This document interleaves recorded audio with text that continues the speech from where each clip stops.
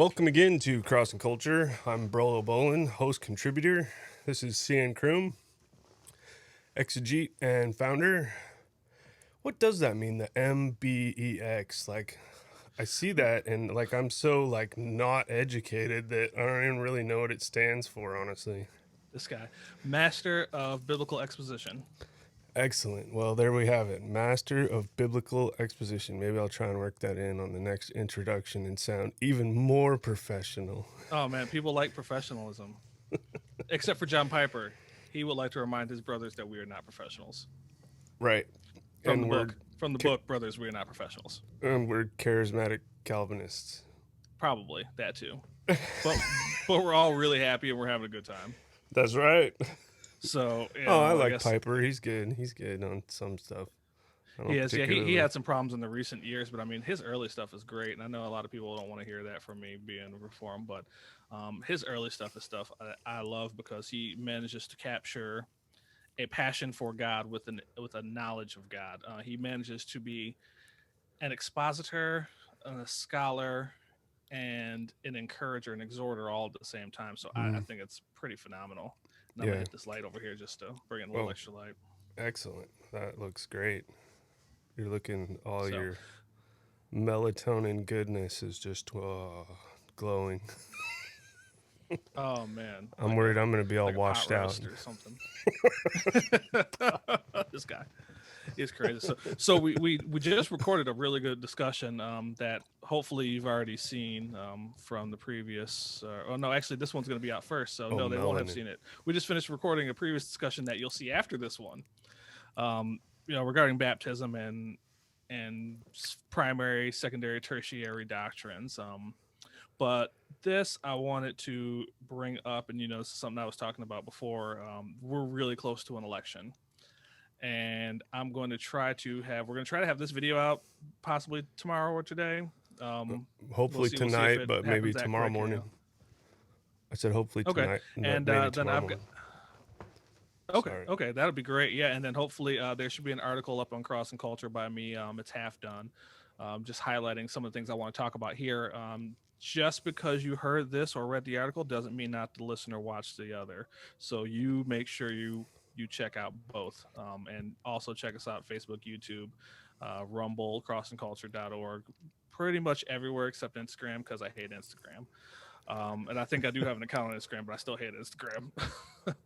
um, Other than that, yeah, and then the Facebook, I Patreon, of loved. course, we would love your Instagram, I support. hated.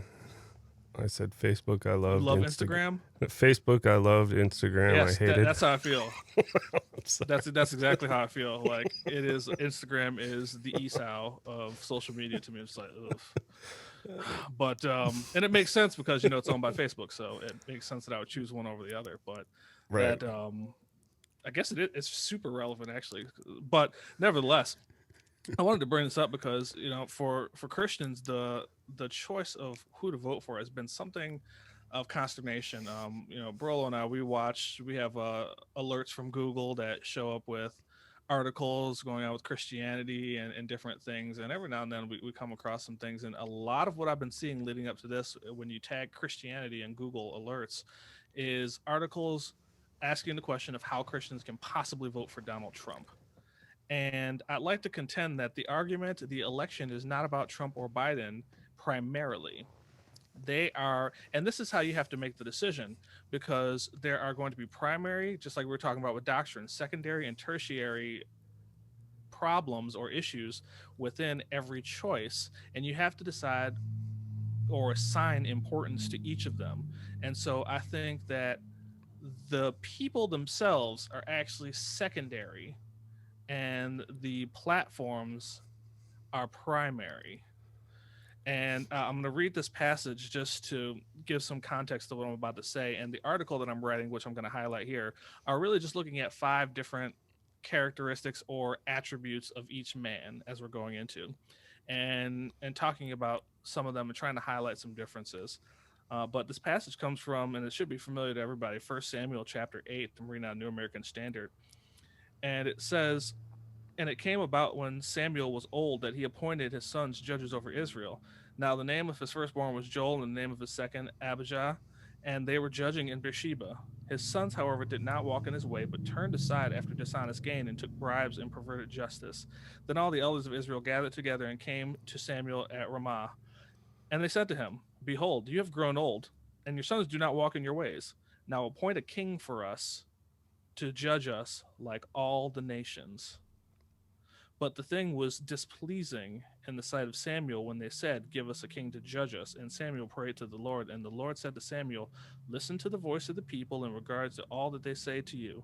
For they have not rejected you, but they have rejected me from being king over them. Like all the deeds which they have done since the day that I brought them up from Egypt, even to this day, and that they have forsaken me and served other gods, so they are doing to you also. Now then, listen to their voice, however, you shall solemnly warn them and tell them of the procedure of the king who will reign over them. And then he goes on to talk about how the king will take your horses and your land and your daughters, and he'll take all those things for himself. And they were like, that's fine, just give us a king. But just as way of small devotional here, introduction, when you consider the passage that's here and you look at what's happening, the judges had been ruling up until this point. God had appointed judges, from what Moses was doing essentially, where he had all these people who would come together and they would decide on issues. And what I want you to take away from the passage here is the response of the people, and not the part you might be thinking, where the people come back and say, where is this here?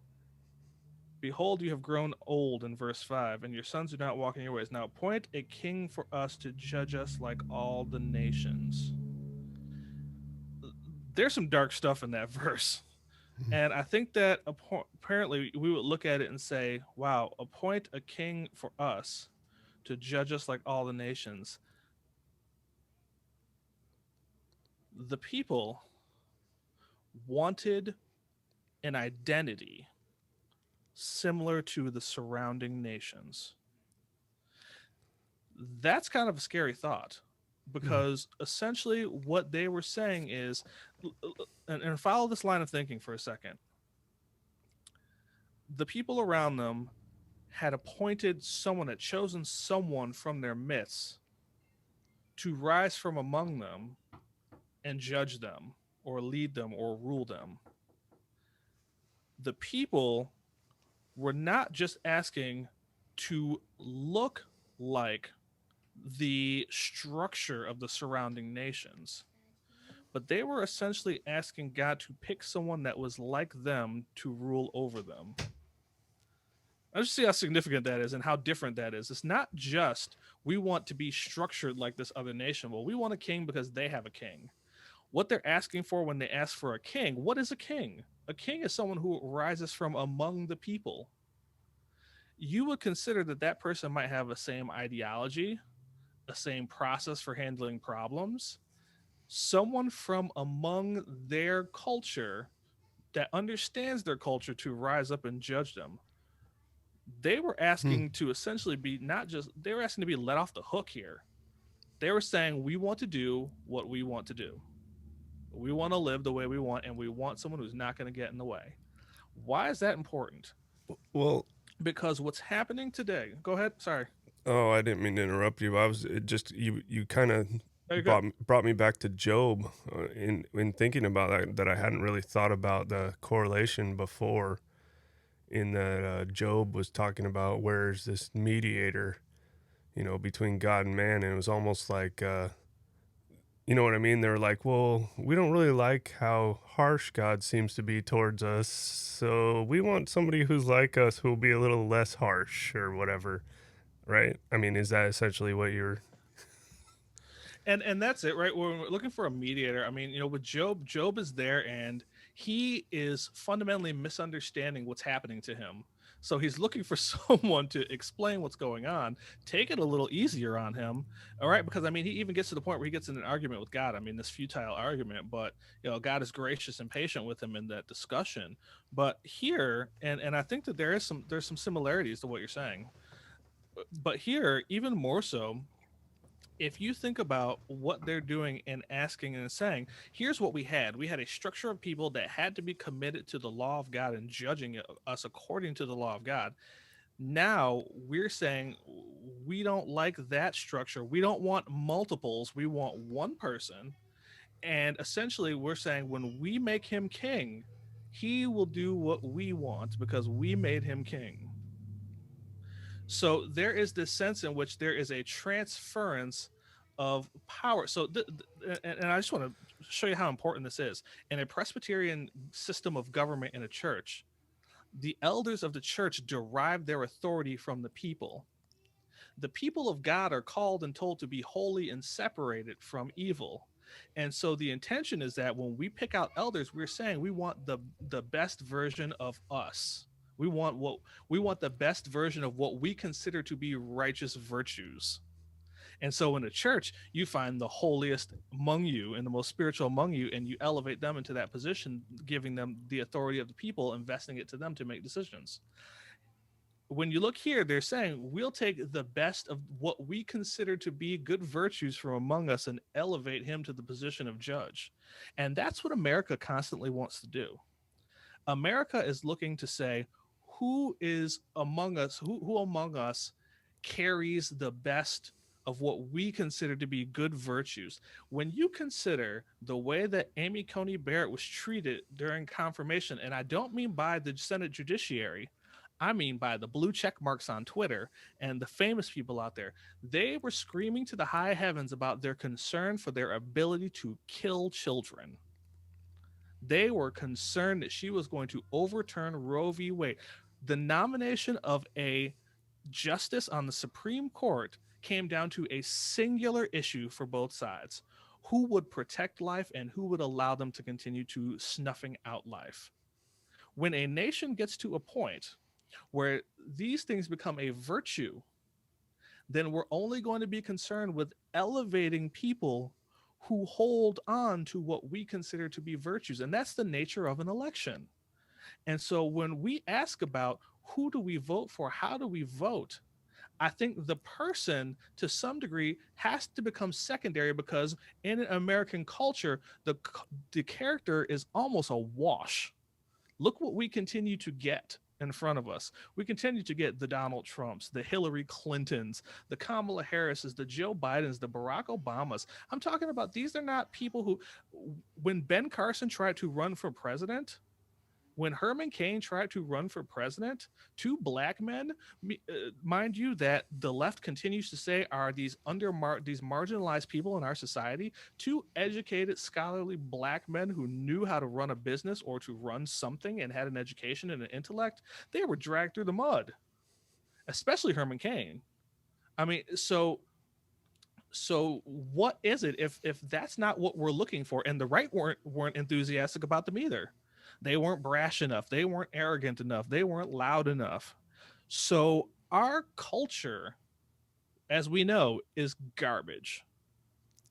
What we hold as virtuous are I mean it's just hot garbage. What we hold to be virtues are over sexualizing youth, over emotionalizing young adults.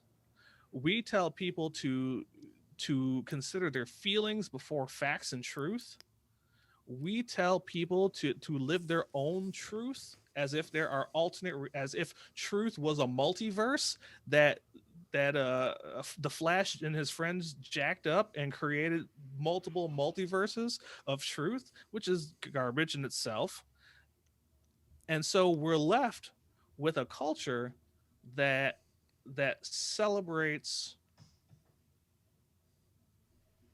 I don't even, subjectivity, that Yeah. celebrates things that are unrighteous. Well, And so when it comes to, I'm sorry, hang on just a second. When it comes to picking our president, I asked the question: since the people in our culture are garbage, then what becomes the primary point? And I think it's the platforms. yeah, and I was just Sorry, go kind of ahead. I was gonna kind of add on to what you're saying in that because I've heard, like in those articles and stuff that you're talking about that we've been reading and listening to, and different arguments that come up. One thing I heard brought up is, well, I mean, the Republican Party is now pro gay marriage, and I don't know if that's necessarily the case. I haven't heard that specifically. But I There mean, are groups out there, conservative gays for Trump. I mean, they exist. right, and but that's kind of the point is like it. I mean, that's the point that I'm trying to make, and it really is that I mean the parties are really just reflections of the culture and how trash Yes. the culture really is. But on the one hand, like you have the one side saying, well, like they're this and they're that and they're this and they're that. But if you really get down to what the party platforms are and what they actually are about, and I think that is ultimately what Chris is getting into here right now. I mean, you a Right. lot of the arguments being made are just really irrelevant. And that's exactly it. And that's kind of where my article starts with. You know, it captures these five, I guess you say, attributes of them: transparency, commitment, vision, policy, right, and then character. Was that five? Was that four? I don't even know. I wasn't counting either. Sorry. So that sound like five, right? So, yeah, I think that's the case. Transparency, commitment to the country, vision, policy, and character, right? And character essentially, I argue that it's a wash.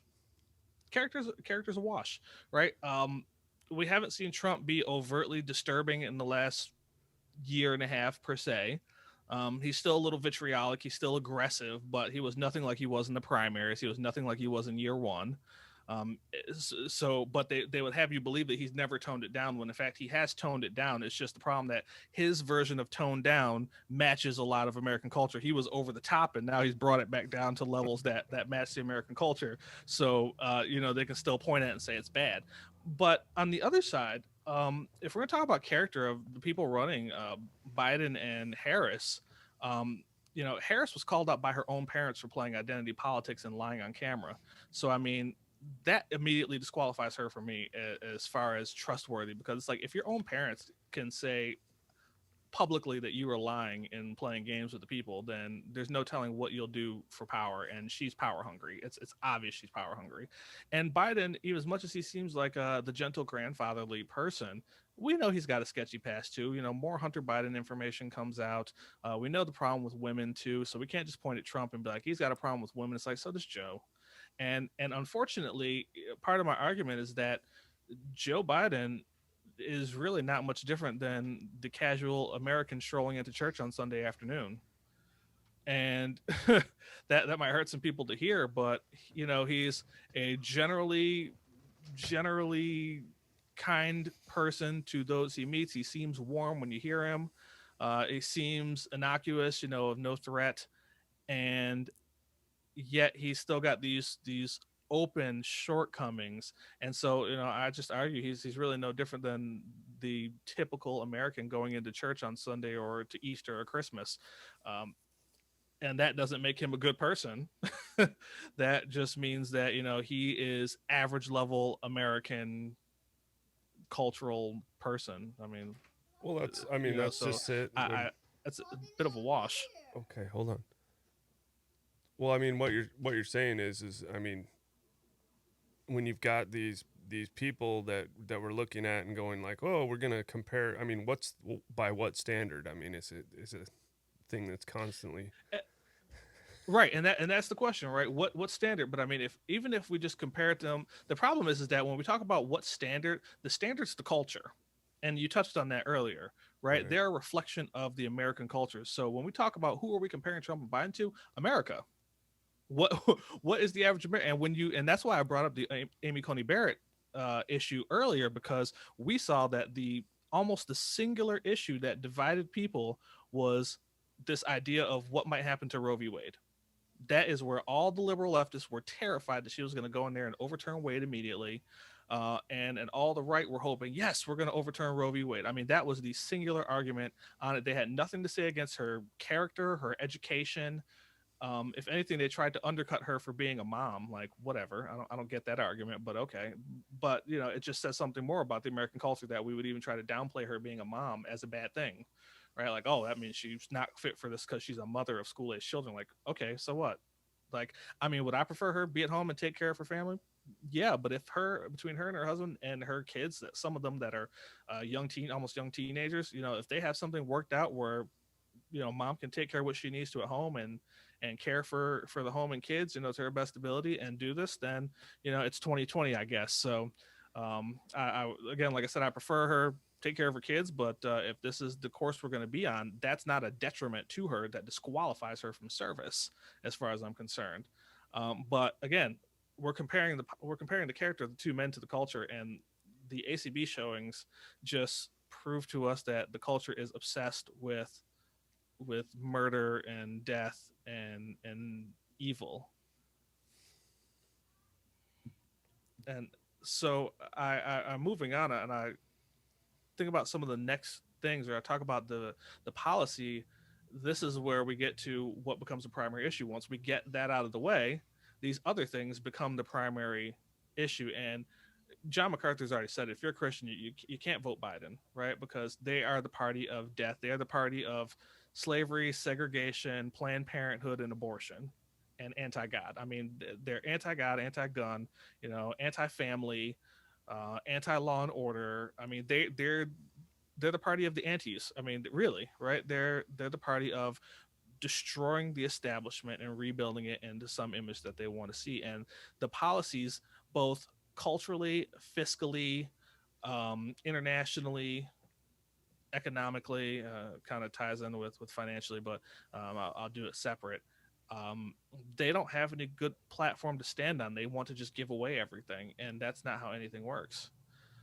Whereas the other side wants to build and bring work back to America. And I think that if you are a Christian, you are looking to take care of your family by working. And if you're looking to work and have a job, you need someone who has a policy of bringing back more jobs for you to choose from. And I think right there, just in terms of choice of saying, okay, how can I best take care of my family through work? You got to pick the guy who's bringing jobs back. That seems to be a no brainer to me. Um, and it's also the guy that's it. I saw an article this week where people were complaining about. They were crying and saying, "I voted for Trump, and then I got thousands less back in my tax return." And it's like, well, yes, because he cut the taxes, and you were getting that money back throughout the year. And it's just the general ignorance of America to not understand that when you get less back on your tax return, that means you're probably getting more back throughout the year. It's just those little things that media takes advantage of and says, "See, he's doing you wrong." And a lot of the stuff could be cleared up if the media were actually doing their job, right? But I digress from the media. My third point here is on policy, or not policy, sorry, on vision. The vision for America seems clear, and I don't think that there's any question about that. I mean, Galatians 6:10 talks about Christians being able to do good, especially to the household of faith. Do good to all men, but especially the household of faith. And I understand that there are people that want to go out and say we need to be the saviors of the world, but it's kind of like the air mask that drops down in the plane. If the plane's about to crash, the oxygen thing tops down and into your hand. And what do they always tell you? Put your mask on before you try to help somebody else. And it's the same idea that's in Matthew 18, wanting to be able to take the log out of your own eye, and having to deal with that.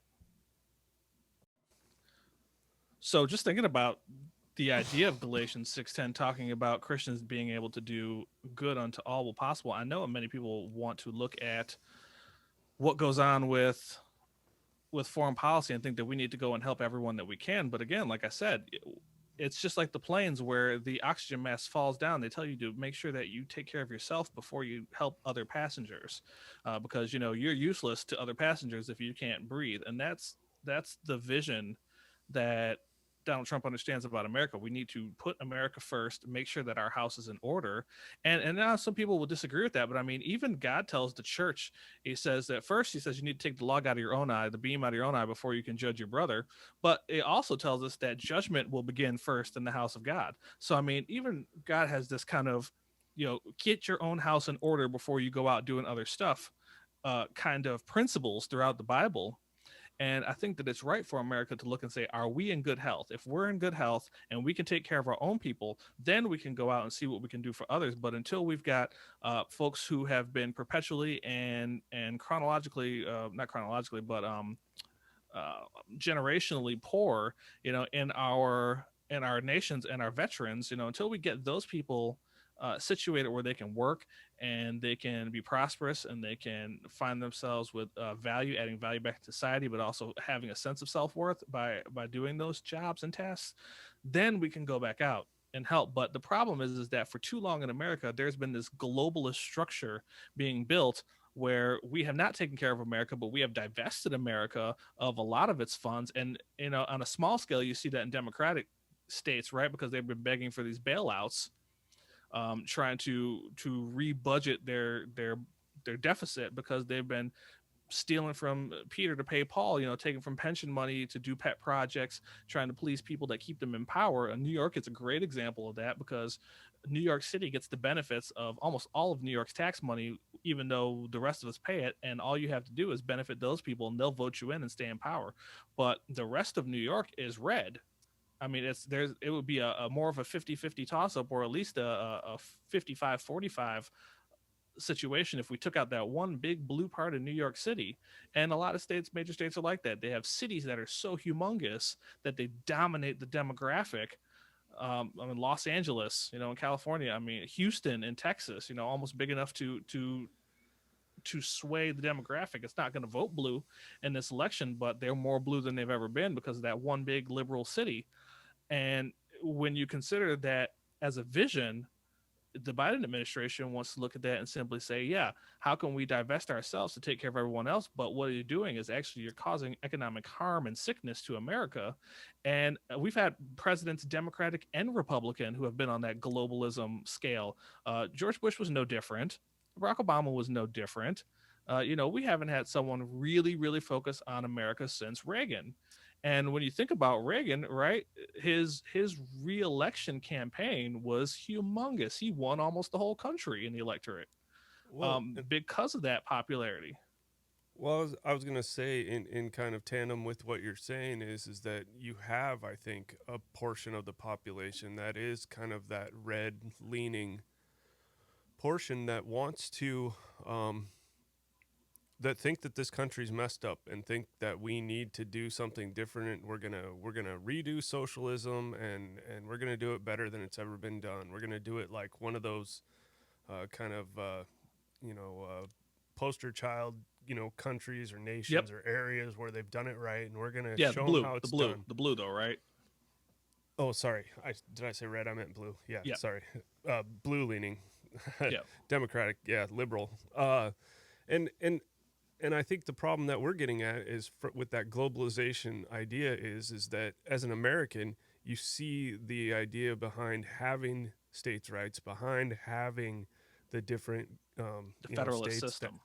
yeah, and that's what causes the world to work in a sense. I mean, when you go to that globalist thing, we're building back towards the Tower of Babel. That's it. I mean, Yeah. what it didn't work. It's not gonna work, and there's no reinventing the wheel to make that work again. No. And the people that want that are part of a system that is a worldly system, that is a demonic system that wants to, I mean, the reason, I, I just, No, and I know what you're saying, right? Because that's exactly what it is. We look at, and people will encounter point to that. They'll look at like Acts 2 and talk about how the church gave to everyone as they had need, but for them to do that, some people had to have more than others. For that hospitality, for that care to work, someone had to have more than others. And they're not saying that they gave away everything they had so that everyone was equal. It said that they gave to all so that no one was lacking. There's a significant difference in that statement of making all equal or making sure that no one lacks. That's the difference between saying, here, I've got 100 and I'll give you 25, you 25, and you 25, and now I have 25, and we all are equal, as opposed to saying, I've got 100, you guys have 0, I'll give you 15, I'll give you 15, I'll give you 15. It's the difference between making everyone basically impoverished or making sure that people don't go without basic necessities. And there's a difference. And then people say, well, oh, in America, we don't do that. It's like, exactly. And that's why people voted for Trump, because they watched Democrats and Republicans not take care of Americans equally on both sides for different reasons. That is why, every now and then Trump gets in a fight with one of these establishment Republicans, whether it's McConnell or whoever it is, because they're not taking care of their own people. I mean, if you look at McConnell and Pelosi argue over another stimulus package, they say, oh, the Republicans think we've done enough. And it's like, so you guys in government paid yourselves, kept yourselves going, took a long vacation, and then had other people go back to work, and some people not go back to work to the same amount of time, and you gave them $1,200 for 6 months. You've taxed us more than that in that time. So people look at that and go, neither one of these sides want to help America. Whereas Trump's going, go big. It's all coming back to America anyway, because he understands he's placing the jobs back here. He's putting people back to work. So when you consider the vision for America, Biden's vision is garbage because it's the globalist, socialist thing that doesn't work, hasn't worked, never will work, can't work. And yet they've convinced youth that, oh, no one's tried it before, no one's tried to do it right. Like, okay, yeah, we tried to do it before, and every country that's tried it, there are a reason that Venezuelans and people from Cuba and folks that have immigrated here from those countries, there is a reason they vote red. There is a reason that there are a bunch of Cuban Hispanic Americans down in Florida that are rallying behind Trump right now, because they left countries with the exact system people here are talking about putting in place, and they don't want to be eating dogs and going back to poverty. They've seen it firsthand, and they've come here and built businesses and pulled themselves up out of the dirt and made something of themselves, found self-worth in the work that they do, and contributed to society and creating a product and a brand. And they don't want to go back to that, despite the fact that there are people now who are saying, oh, we've just never tried it. And they're like, no, we've seen it tried. It doesn't work, and we don't want it. And so they're voting for not even the character of a man. They're not even concerned about the character of a man. They are voting because they don't want to go back to a vision of a country that could leave them so impoverished they're eating animals to survive.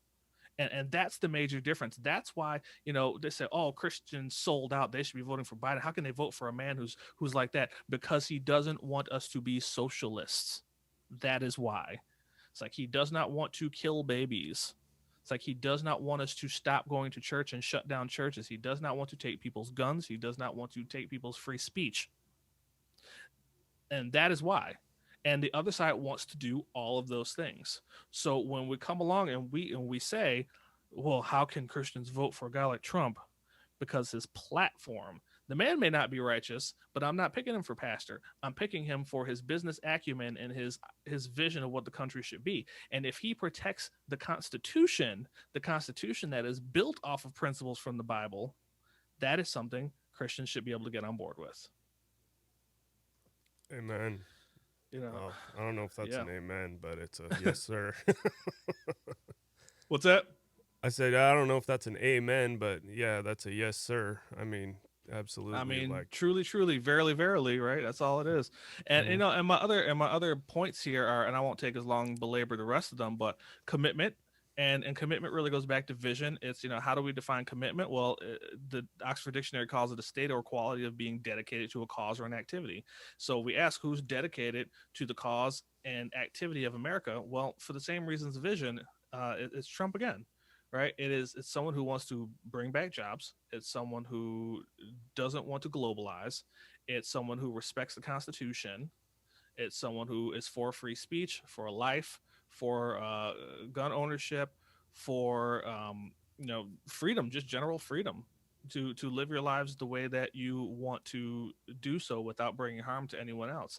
And the other side, all we see from them is abortion, abortion, abortion, gay rights, all these other things. And I think that there are even some libertarians or center right folks who aren't even as upset about the gay marriage as they are about just transgenderism and pedophilia and all this other stuff that's happening. They're less concerned with that than they are the outgrowth of those things, which again, transgenderism, pedophilia, stuff like that. They're very concerned about those things. So there are some folks that, like I said, even center right, that that don't care about gay marriage, but have a bone to pick with them because of the outworkings of that particular position. So we find some people who, and even maybe even center left, some folks who who might stand near us on those issues. Other item being transparency, and I mean, if we don't know who wins the argument on transparency, we haven't been watching. Um, Hmm. Joe Biden's been in his basement for months and months and months, and Trump can't shut up. And if you're going to argue that Trump is a narcissist who can't turn off his Twitter, then there's some transparency there, right? He literally is just every day telling you what he thinks, whether he should be saying it out loud or not. You know, And when you he's just saying what he thinks. and when we say basement, because apparently we have to clarify these things because there's people when, like, I don't know, the president says coyote or something, they think that he's talking about a Yes, literal an actual animal that coyote. roams. Yeah.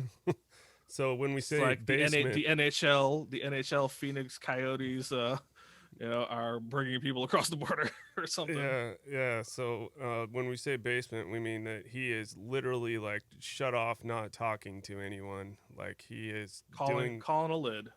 yeah, he's doing literally what Hillary did. Like she couldn't be bothered to talk to anyone, and Trump, for better or for worse, made himself completely available to the media. And I think the benefit of that is that, yeah, we do get a lot of garbage in that. But if we're watching any of us in everything we say every day, you're going to get a sense of who that person is. And granted, like, he's not a perfect man, and we're not making an argument that he is, but he We're not, is. not even making an argument that he's that great or good.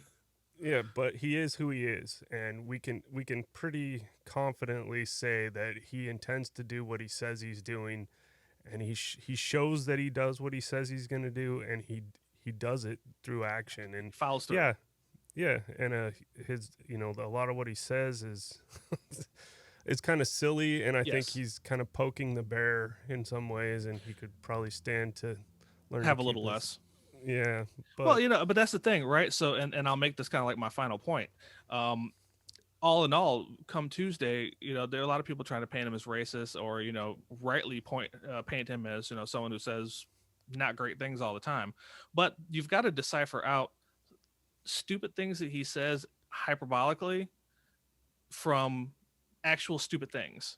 So, because the media has this vested interest in making sure that everything he says is seen in a negative light. And because he speaks in hyperbole and doesn't always filter things first, he gives them ample opportunity almost with everything he says, right? He says so many things that can be construed in any way because he is not solid and concrete and accurate with his thought and his speech. And so you can take things he says and make them sound like, oh, there were fine people on both sides, even though a paragraph later, he goes on to define that. He doesn't do that initially, right? So you get sound bites out of him all the time and he can't keep his mouth shut. But nevertheless, the question that's going to come down for us as Christians is, or even before that, when people talk about him as racist, I point out to you that first, this man has been in the spotlight for 40 years, and we've known who he is for all 40 years. He has been on the cover of Playboy. He has been um, in magazines everywhere. He's been the idol of rap songs throughout the 80s and 90s. He's had his own reality television show. This guy has been in the public eye forever.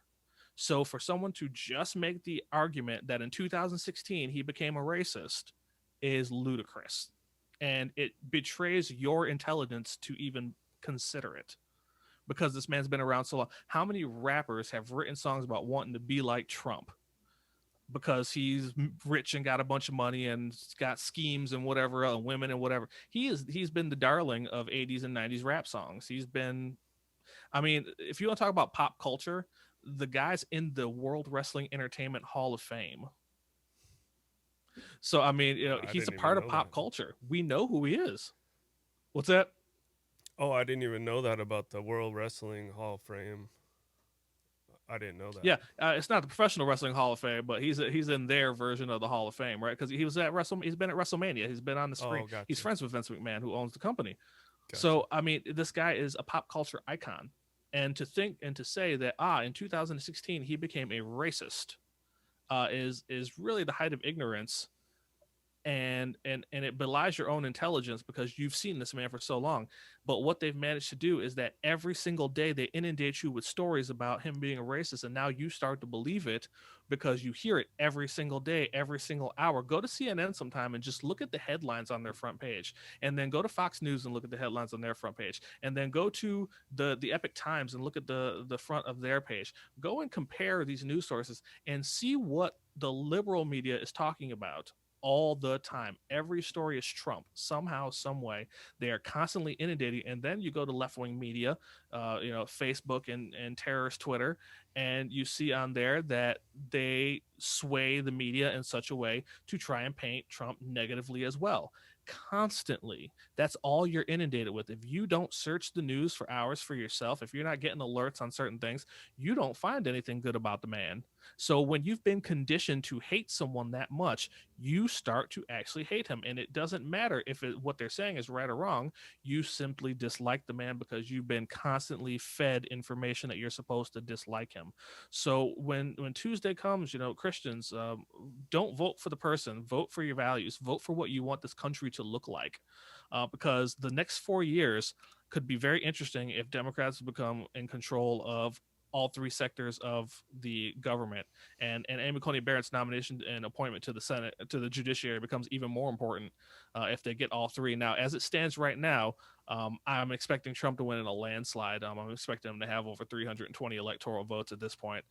He's I believe, as of today, as of this recording, up in Florida, up in Ohio, up in North Carolina, up in Arizona, up in Iowa, and he is in almost a dead heat in Pennsylvania, and he is actually within striking distance in Minnesota, who hasn't voted red since 1972 Nixon's election. He is in striking distance of Michigan and Wisconsin right now.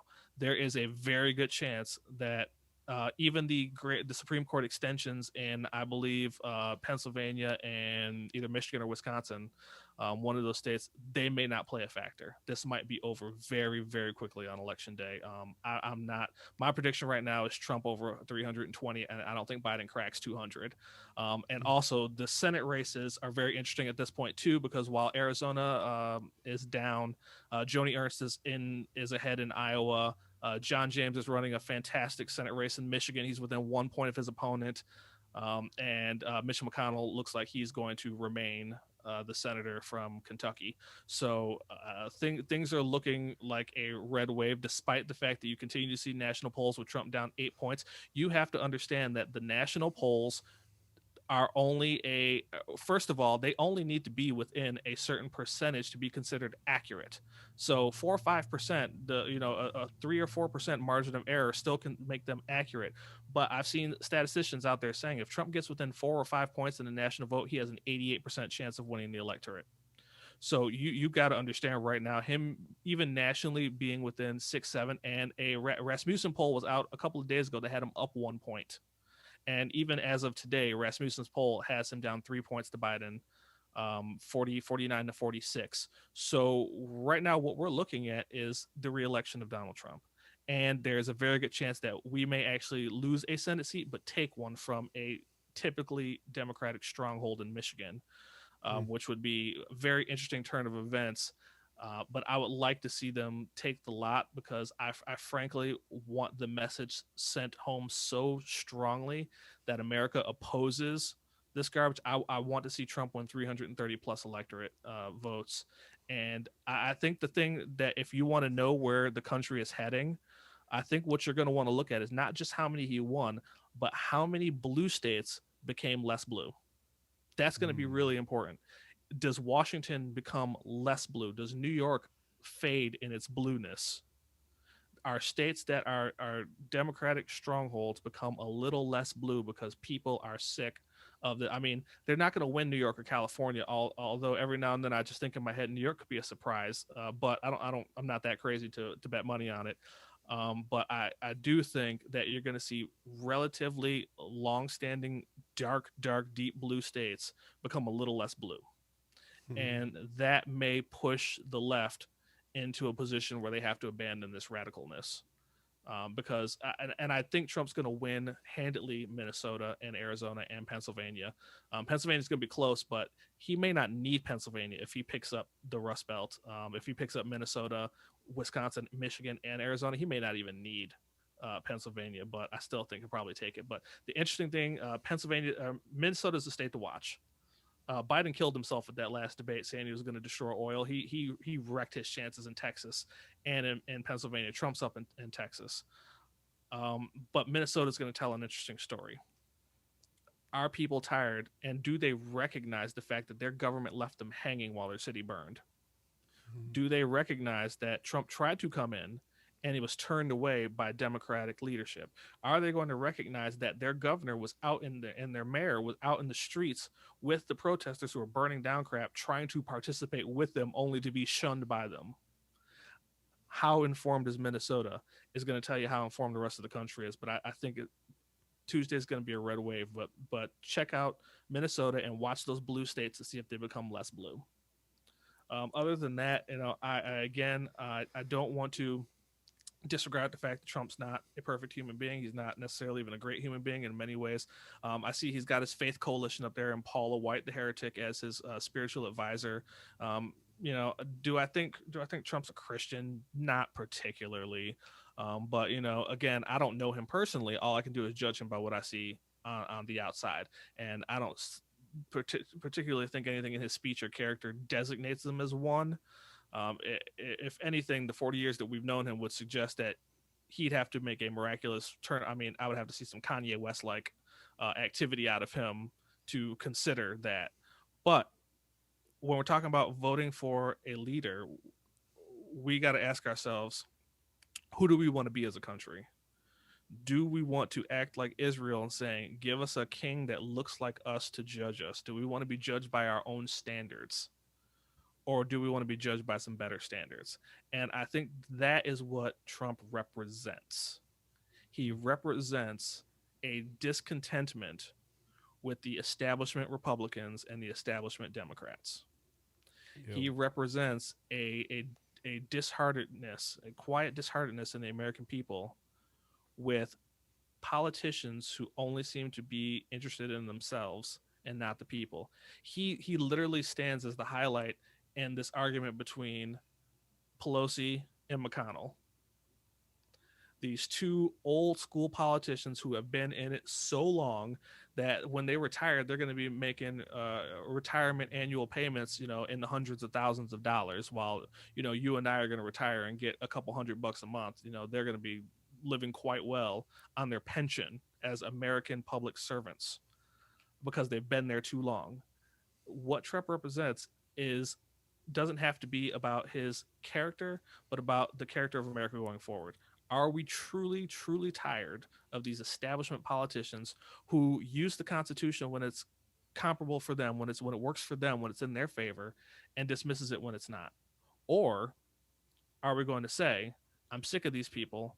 I want my Constitution back. I want the country back.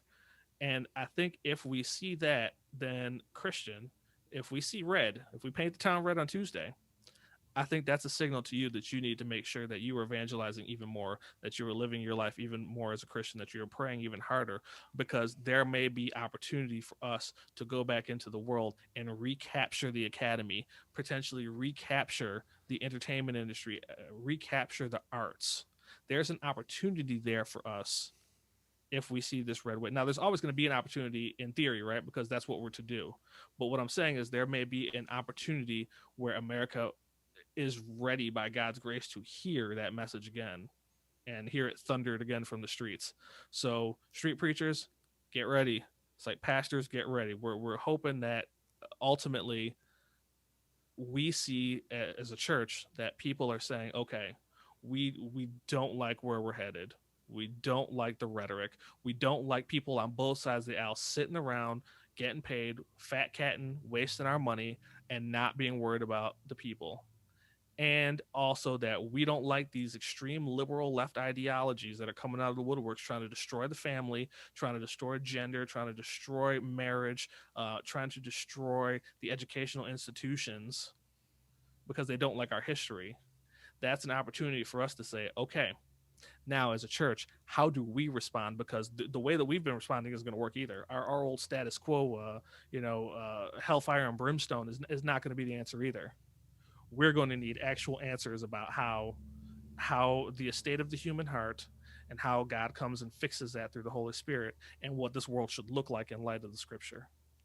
So we're going to have to be articulate in understanding our faith. We're going to have to be um, we're going to have to be like Paul, who can go out there at the Areopagus and see that there is this false god that's been worshipped, this unknown god, I should say, that's been worshipped, and we're going to have to introduce people to him again. So vote red. Amen. Vote red. uh, Once again, thanks for listening. This has been Crossing Culture. You can connect with us via Facebook, not on Instagram. We're not all about that, apparently. I don't really care about it anymore either, so who cares? See, Um, see, this is what meant to else we be. got? We got Rumble. We're on Rumble, YouTube. Rumble, yeah, and crossingculture.org, always the website, and Website. hit us up at the Patreon. Listen, you got an extra buck, an extra $2, an extra $5. Listen, this we do this out of spare time. It would help us build something a little bit, and you know, I don't know, just even to show it as a tip, your appreciation, whatever. If you don't, then just come back and keep watching. But subscribe, like, share, do those things for us. Those are free, Yes, please. and we like those too. We like feedback. We like knowing people are interacting with it. Our last video did pretty well for us, man. And I forgot to mention to you that I saw on the Anchor, we got 18 countries listening in. Wow, that's cool. So that's pretty significant, man. Yeah, and our viewership went up quite a bit from the last episode too. So looks like that one actually did some pretty good work for us. So we're hoping that folks will jump in and enjoy this one just as much. Until then, guys, grace and peace. Grace and peace.